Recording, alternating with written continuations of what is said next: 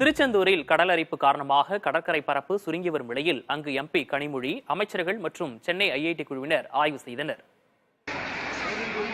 அறுபடை வீடுகளில் இரண்டாம் படை வீடான திருச்செந்தூர் சுப்பிரமணிய சுவாமி கோயிலுக்கு நாள்தோறும் ஏராளமான பக்தர்கள் வருகை தருகின்றனர்.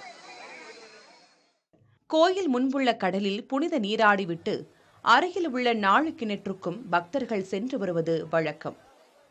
அண்மை காலமாக திருச்செந்தூர் கடல் அடிக்கடி உள்வாங்குவதும் அதனால் பாறைகள் தென்படுவதும் தொடர்கதையாகி வருகிறது.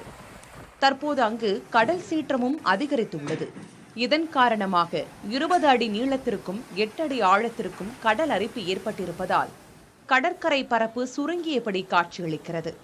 இதனால் கோயில் முன்புள்ள படிக்கட்டு பகுதியிலிருந்து பக்தர்கள் கடற்கரைக்கு செல்லாதபடி தடுப்புகள் வைக்கப்பட்டுள்ளன.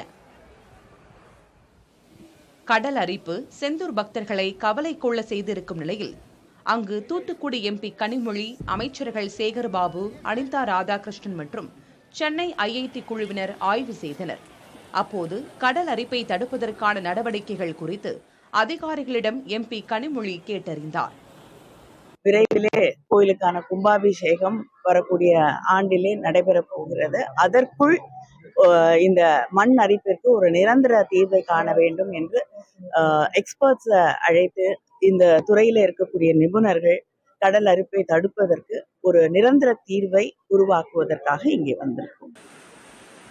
ஐஐடி குழுவினர் மற்றும் மீன்வளத்துறை அதிகாரிகள் ஆய்வு தொடர்பான அறிக்கையை தமிழக அரசிடம் சமர்ப்பிக்க இருப்பதாக கூறப்படுகிறது.